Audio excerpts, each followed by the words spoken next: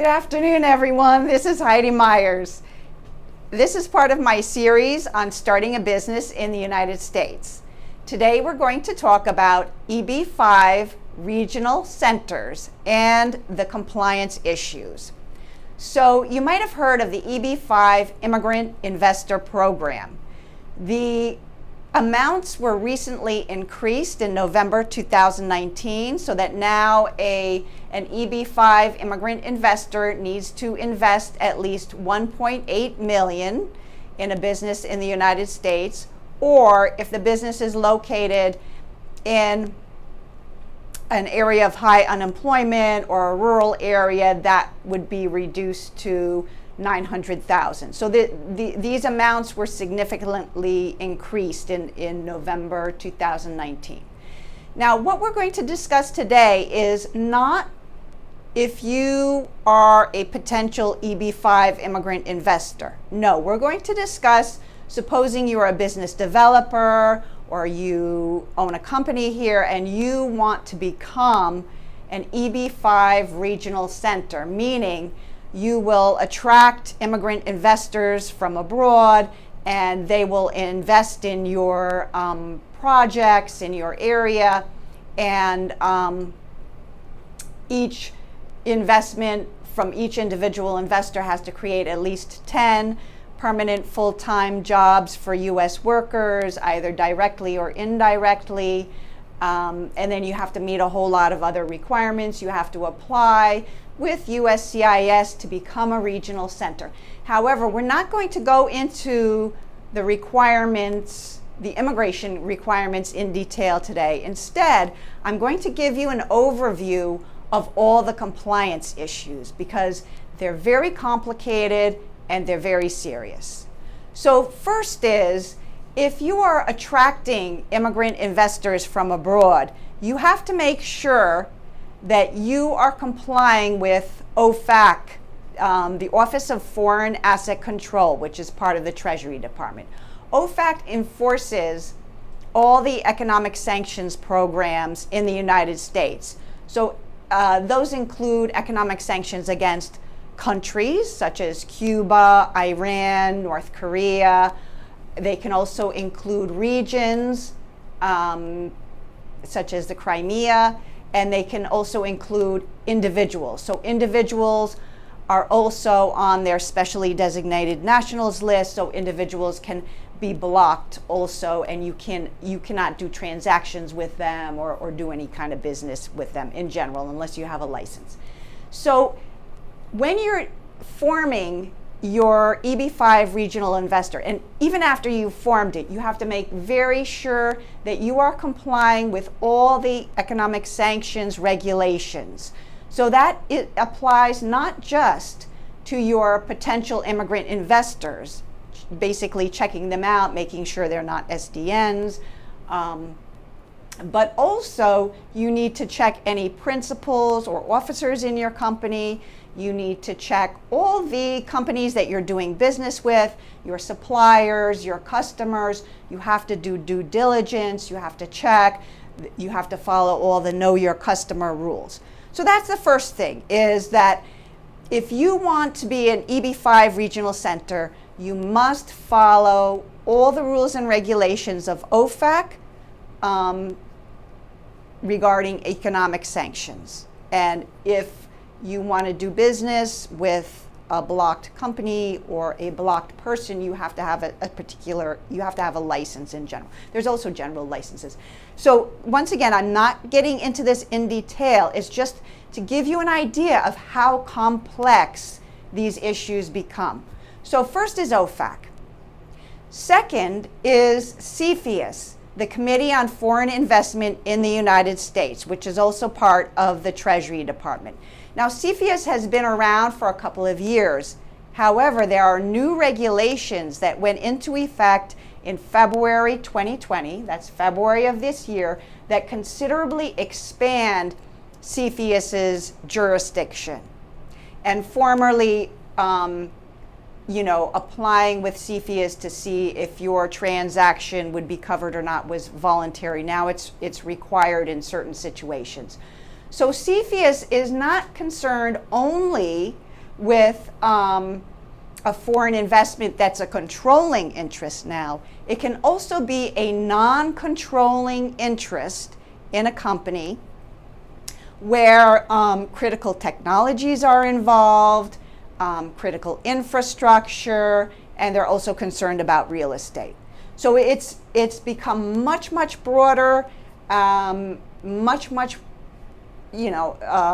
greater jurisdiction than previously. So that is also something you have to research, be aware of, and be very careful to comply with all the rules and regulations regarding CFIUS. I also need to mention companies that maintain large amounts of personal identifying data. That's another area of CFIUS's jurisdiction. So if your company maintains personal identifying data on federal government contractors, federal government employees, you are covered by CFIUS. And also if you maintain data on more than 1 million US citizens. So CFIUS has the power to either block a transaction or to modify it, or they can just agree, you apply and they just agree that you can go ahead. They are concerned with national security. Many people have in their minds that national security only involves military issues. No, this is about the technological race between the US and the rest of the world. So, and also about ownership of intellectual property, and as well as other issues. There's also the typical stuff like they don't want you, like real estate transactions which are close to a military base or US ports, but it does not have a military definition at all. So if you only thinking military, you're wrong. It's much broader. Okay, so we went over OFAC, we went over CFIUS, and then finally the very big issue which has always been present is that the EB-5 Regional Center has to follow SEC regulations. The SEC is the Securities and Exchange Commission, and marketing EB-5 investments to potential immigrant investors is considered a private placement. So you have to have a private placement memorandum, and that has to comply with SEC rules, and it's not exactly the same as a business plan. So you can't assume your business plan is going to work as a private placement memo. Additionally, you must make sure that your marketing goes through registered broker dealers. There's been a lot of enforcement actions against not just immigration attorneys, but companies and all who were not registered broker dealers and who were marketing and selling, particular projects in EB-5 regional centers to potential immigrant investors. So I just wanted to give you one example of an SEC enforcement action, just to give you an idea of the large amount of money and how serious it is. Okay, so this was an action which was settled in September 2018, so fairly recently. And so it says the SEC announced that Illinois-based Regional Center, its CEO, and 37 affiliated limited partnerships have agreed to a settlement. So this involves CMB Export LLC, which offered EB-5 securities in the form of limited partnership interests without registering them with the SEC and without a valid exemption from registration. So the CEO also paid transaction-based compensation to U.S. individuals and entities for soliciting foreign investors to purchase these EB-5 securities. So the settlement was very high. So the company itself, CMB Export, agreed to pay $5.15 million in penalties. The CEO, that's an individual, so this was an individual penalty of the CEO of $515,000. and each of the 37 CMB limited partnerships had to pay a penalty of $160,000. But there have been many, many SEC actions, and they often can run into the tens of millions of dollars. For example, there was, I think it was a Chinese couple in California, and they were fined about $45 million. So this is something to take very seriously, because if you don't take it seriously, you can end up on the wrong side of a federal government enforcement action. And that also applies to OFAC. People think, oh, OFAC, that's banks. But OFAC economic sanctions apply to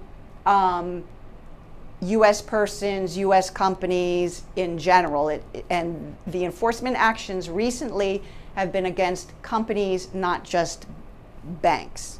So these are just a few of the compliance issues, very briefly, that you have to be aware of if you want to create an EB-5 regional center. I'm not trying to scare you. I'm not saying this is scary. I'm saying you have to think things through. You have to be very careful to have compliance programs in each area and enforce your compliance programs. And do self-audits, because USCIS is also going to audit you. And these other federal agencies, the SECs, the OFAC, CFIUS, they're all going to be looking at your regional center. All right, so that's it for today. Like I said, just a very brief overview. This gets really, really complicated. I didn't want to go into too many details. So this is Heidi Myers, immigration attorney. I'm at 11 Broadway, Suite 925, New York, New York, 10004.